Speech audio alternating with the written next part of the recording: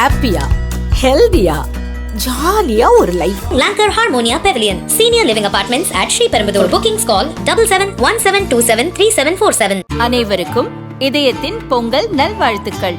பொங்கலோ பொங்கல்.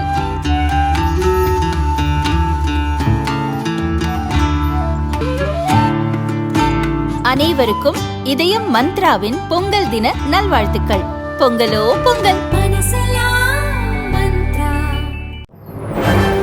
வணக்கம். செய்திச் சுருக்கம். குடியரசு தின கொண்டாட்டம். ஜனாதிபதி திரௌபதி முர்மு தேசிய கொடியேற்றினார். இந்தியாவின் 77வது குடியரசு தின விழா கோலாகலமாக கொண்டாடப்பட்டது. ஜனாதிபதி திரௌபதி முர்மு தலைநகர் டெல்லியில் உள்ள கடமை பாதையில் மூவர்ண கொடி ஏற்றி வைத்து மரியாதை செலுத்தினார்.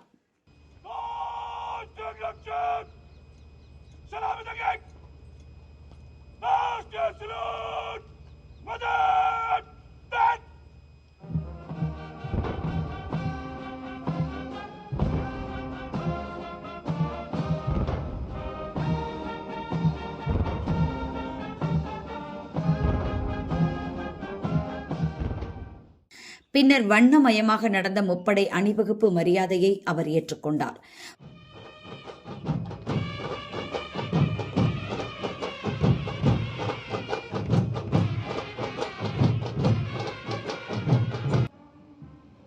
And over the Kartavya Path now is Prahar formation comprising one Dhruv advanced light helicopter carrying the Operation Sindoor flag of the Indian Army along with Rudra ALHWSI of the Indian Army.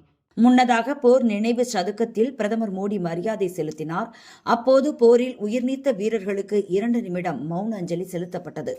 கொடியேற்றத்துக்கு பின் விண்வெளி சென்று திரும்பிய group captain Shubhanshu சுக்லாவுக்கு Ashok Chakra விருதை ஜனாதிபதி முர்மு வழங்கினார்.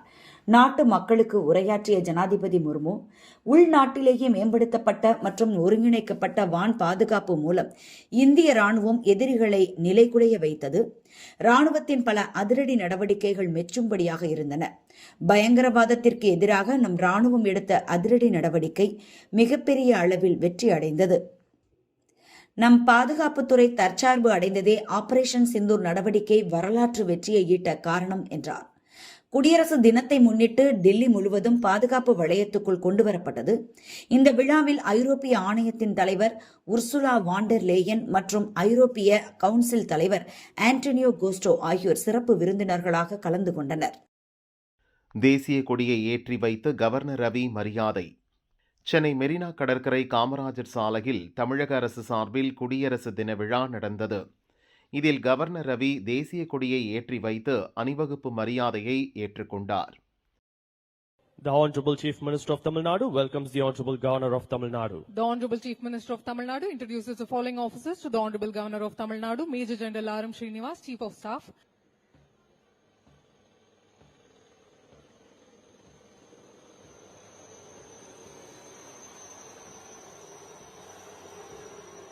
விழாவில் முதல்வர் ஸ்டாலின், அமைச்சர்கள், தலைமைச் செயலர், நீதிபதிகள் மற்றும் அதிகாரிகள் பங்கேற்றனர். முப்படைகள், தமிழக போலீசார், பள்ளி, கல்லூரி மாணவர்களின் அணிவகுப்பு மற்றும் அரசு துறை அலங்கார ஊர்திகளின் அணிவகுப்பு களை கட்டியது. Ladies and gentlemen, the Honorable Governor of Tamil Nadu will now accept the ceremonial salute from the contingents. The parade is coordinated by the Indian Air Force Station, Tambaram. நம் நாட்டின் கடல் பரப்பை காக்கும் கடற்படை பிரிவினர் கம்பீரமாக அணிவகுத்து வருகின்றனர். தொடர்ந்து வருகிறது ராணுவ படை ஊர்தி. இன்றைய குடியரசு தின விழாவில் வீரர்கள் மிடுக்காக அணிவகுத்து வருகின்றனர். பள்ளி, கல்லூரி மாணவர்கள், தமிழக மற்றும் வெளிமாநில கலைஞர்களின் கலை நிகழ்ச்சிகளும் பார்வையாளர்களை கவர்ந்தன.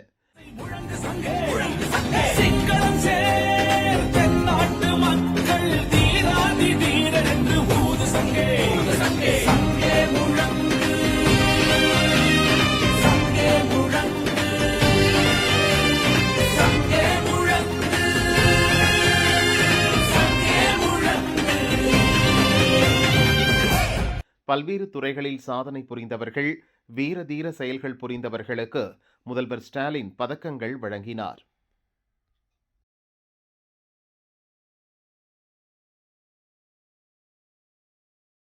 ஒரு சவரன் தங்கம் விலை ரூபாய் 1.20 லட்சத்தை தாண்டியது. சர்வதேச அளவில் தங்கம் வெள்ளி மீதான முதலீடுகள் அதிகரிப்பதால் இந்தியாவில் தங்கம் வெள்ளி விலை தொடர்ந்து உயர்ந்து வருகிறது. தமிழகத்தில் நேற்று முன்தினம் ஆபரண தங்கம் சவரனுக்கு 1600 ரூபாய் உயர்ந்து ஒரு சவரன் 1,18,000 ரூபாய்க்கு விற்பனையானது. ஒரு கிராம் தங்கம் 14,750 ரூபாய்க்கு விற்கப்பட்டது. நேற்று ஞாயிற்றுக்கிழமை நகை மார்க்கெட்டுக்கு விடுமுறை தினம் என்பதால் தங்கம் விலையில் மாற்றமில்லை. இன்று 22 கேரட் ஆபரண தங்கத்தின் விலை சவரனுக்கு 2,200 ரூபாய் அதிகரித்து ஒரு சவரன் 1,20,200 ரூபாய்க்கு விற்பனையாகிறது. கிராமுக்கு 275 ரூபாய் அதிகரித்து ஒரு கிராம் 15,025 ரூபாய்க்கு விற்பனை செய்யப்படுகிறது. தங்கம் விலை வரலாறு காணாத விலை உயர்வை கண்டிருப்பது தாய்மார்களை கடும் அதிர்ச்சியில் ஆழ்த்தியிருக்கிறது. தங்கம் போலவே வெள்ளி விலையும் புதிய உச்சம் தொட்டுள்ளது. வெள்ளி கிராமுக்கு 10 ரூபாய் அதிகரித்து ஒரு கிராம் 375 ரூபாய்க்கும், கிலோவுக்கு 10,000 ரூபாய் அதிகரித்து ஒரு கிலோ 3,75,000 ரூபாய்க்கும் விற்பனை செய்யப்படுகிறது. இதுகுறித்து சென்னை தங்க நகை மற்றும் வைர நகை வியாபாரிகள் சங்க தலைவர் ஜெயந்திலால் சலானி கூறியதாவது: தங்கம் வெள்ளி விலை தொடர்ந்து உயர்ந்து கொண்டேதான் செல்லும். இந்த ஆண்டு இறுதியில் ஒரு சவரன் தங்கம் விலை 1,50,000 லட்சம் ரூபாயை தொடும் என கணித்து இருந்தோம். ஆனால் தற்போது நிலவரப்படி அதற்கு முன்பாகவே ஒரு சவரன் தங்கம் விலை 1,50,000 லட்சத்தை தாண்டிவிடும். ஒரு கிலோ வெள்ளி விலையும் 5 லட்சம் ரூபாய் வரை உயரும். வெள்ளி தேவையும் அதிகரித்துள்ளது என ஜெயந்திலால் சலானி கூறினார். விஜய் ஒரு பூஜ்யம்தான், தமிழிசை கடும் தாக்கு. சென்னையில் உள்ள பாரதிய ஜனதா தலைமையகத்தில் குடியரசு தின விழா கொண்டாட்டம் நடந்தது. பாரதிய ஜனதா மூத்த தலைவர் தமிழிசை சவுந்தரராஜன் தேசிய கொடியேற்றி வைத்தார். பாரதிய ஜனதா மேலிட பொறுப்பாளர் அரவிந்த் மேனன், மாநில துணைத் தலைவர்கள் குஷ்பு, கரு நாகராஜன் உள்ளிட்ட நிர்வாகிகள், ஓய்வு பெற்ற ராணுவ வீரர்கள் கலந்து கொண்டனர். அதைத் தொடர்ந்து பேட்டி அளித்த தமிழிசை, தம்பி விஜய்க்கு அரசியல் அனுபவம் பத்தாது என்றார். விஜய் ஒரு பூஜ்யம், அதோடு ஒரு எண் சேர்ந்தால் 0வுக்கு மதிப்பு வரும். அனுபவம் இல்லாத அவருடன் சேர யாருக்கும் விருப்பம் இல்லை என்றும் கூறினார். இல்ல தம்பி விஜய்க்கு கொஞ்சம் அனுபவம் இன்னும் போதாது அப்படின்னு தான் நான் நினைக்கிறேன். அவர் என்னன்னா தனித்து விடப்பட்டதால் ஏதோ அப்படி பேசுகிறாரா என்று எனக்கு தெரியவில்லை. என்னன்னா அவரோட பேச்சு எப்பவுமே நான் கேட்கிறேன், உச்சபட்சத்தில் இருந்து வந்திருக்கிறார் என்று சொல்ல. அரசியல்ல நிறைய பேர் உச்சபட்சத்துல இருந்து வந்திருக்கோம். உதாரணத்திற்கு நான் மருத்துவராக இருந்து உச்சபட்ச பிராக்டிஸை விட்டுட்டு தான் வந்தேன். டாக்டருக்கு ஆக்டர் குறைஞ்சது கிடையாது, ஆக்டருக்கு டாக்டர் குறைஞ்சது கிடையாது. அதே மாதிரி தம்பி ஐபிஎஸ் அவர்களும் உச்சபட்ச பணியில் இருக்கும்போது தான் வந்தாங்க. எங்கள் டாக்டர் கிருபாநிதி உச்சபட்ச பிராக்டிஸ்லேருந்து தான் வந்தாங்க. அதனால் அரசியலுக்கு இது புதிது கிடையாது. அதுவும் பாரதிய ஜனதா கட்சிக்கு புதிய கிடையாது. ஏதோ தியாகம் செய்கிறேன்னு பேசிக்கொண்டு, ஆனால் இன்று 30 வருஷமாக நடித்து முடிச்சுட்டு தானப்பா தம்பி வரீங்க. அதனால் தம்பிக்கு கொஞ்சம் அனுபவம் பத்தாது. ஒரு சின்ன தம்பி பேசுகிறாருன்னு தான் நான் எடுத்துக்கொள்ள முடியும். அவர் பேசுவதனால தேசிய ஜனநாயக கூட்டணி குறைந்து விட போவதில்லை. தேசிய ஜனநாயக கூட்டணி வெற்றி பெறும். இன்று உண்மையிலேயே போட்டி என்பது திமுக கூட்டணிக்கும் தேசிய ஜனநாயக கூட்டணிக்கும் தான். அதனால இன்று அவர் என்ன சொல்றாரு, கூடுதல் சக்தி வந்தால் அதோடு, இல்லை என்றால் தனி சக்தியாக அப்படின்றாரு. இப்ப கூடுதல் சக்தி அவரோட வருவதற்கு கூட பல பேர் தயாராக இல்லை. ஏனென்றால் அனுபவம் இல்லை அரசியலில் என்பதை அவர் புரிந்து கொள்ள வேண்டும். 3,500 கோடி நிதியில் லட்சம் வீடு கட்டுவது எப்படி? ஸ்டாலின் அறிவிப்பால் குழப்பம். தமிழக அரசால் நடத்தப்பட்ட கணக்கெடுப்பில் மாநிலம் முழுதும் ஊரக பகுதிகளில் 8 லட்சம் குடிசைகள் இருப்பது தெரிய வந்தது. அதில் வசிப்போருக்கு கான்கிரீட் வீடு கட்டிக் கொடுப்பதற்காக 2024-25 ஆண்டு முதல் கனவு இல்லம் திட்டத்தை தமிழக அரசு செயல்படுத்தி வருகிறது. இந்த திட்டத்தின் கீழ் 2030 ஆண்டுக்குள் 8 லட்சம் வீடுகள் கட்டப்படும் என பட்ஜெட்டில் அறிவிக்கப்பட்டுள்ளது. அதன்படி 2024-25 ஆண்டு 1 லட்சம் புதிய வீடுகள் கட்டுமானத்துக்கு எடுத்துக்கொள்ளப்பட்டு முடிக்கப்பட்டுள்ளன. இதேபோல நடப்பாண்டு 1 லட்சம் வீடுகள் கட்டும் பணிகள் நடந்து வருகின்றன. பல இடங்களில் வீடு கட்டும் பணி முடியாமல் உள்ளது.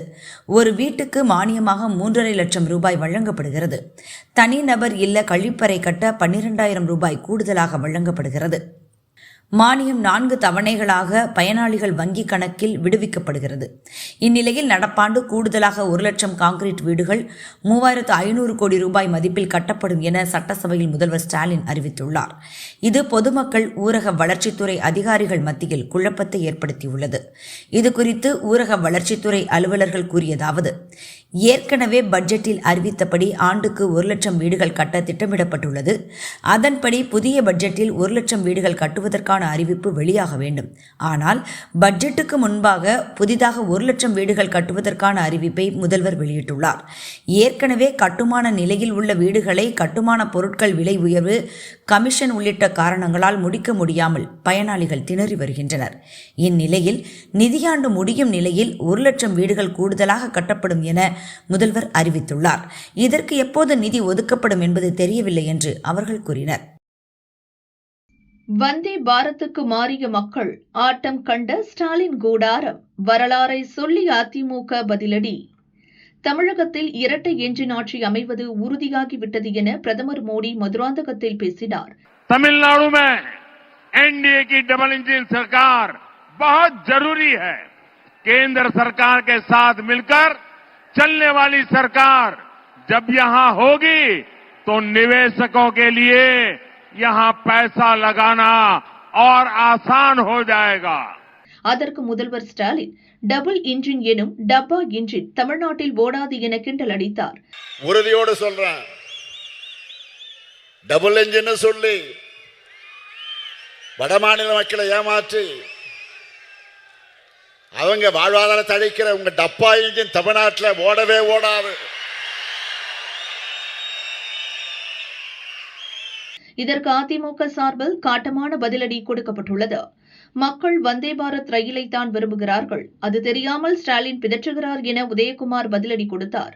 1991, 2011, 2014 தேர்தல்களில் ஏற்பட்ட படுதோல்வியை 2026 தேர்தலிலும் திமுக சந்திக்கும் என கூறிய அவர், எடப்பாடி பழனிசாமி தலைமையில் டபுள் இன்ஜின் நல்லாட்சி அமைவது உறுதி. இப்போதெல்லாம் வந்தே பாரத் ரயில் காலம். ஆக இது வந்தே பாரத் ரயில் என்ஜின் காலம். நீங்கள் நீராவி என்ஜின் காலத்திலே இருந்து கருத்து சொல்லிக் கொண்டிருக்கிறீர்கள். நீராவி என்ஜின் எல்லாம் இன்றைக்கு காலாவதியான என்ஜினாக, காட்சி பொருளான என்ஜினாகத்தான் இருக்கிறதே தவிர இப்போது மக்கள் விரும்புவதெல்லாம் வந்தே பாரத் என்ஜினைத்தான் இன்றைக்கு விரும்புகிறார்கள் என்கிற யதார்த்தம் கூட தெரியாமல். பழனி முருகனுக்கு மாலை அணிந்த வானதி சீனிவாசன். தைப்பூச திருவிழாவை முன்னிட்டு பாஜக தேசிய மகளிர் அணி தலைவர் வானதி சீனிவாசன் எம்எல்ஏ முருகப்பெருமானுக்கு மாலை அணிந்து ஆன்மீக விரதத்தை துவங்கினார்.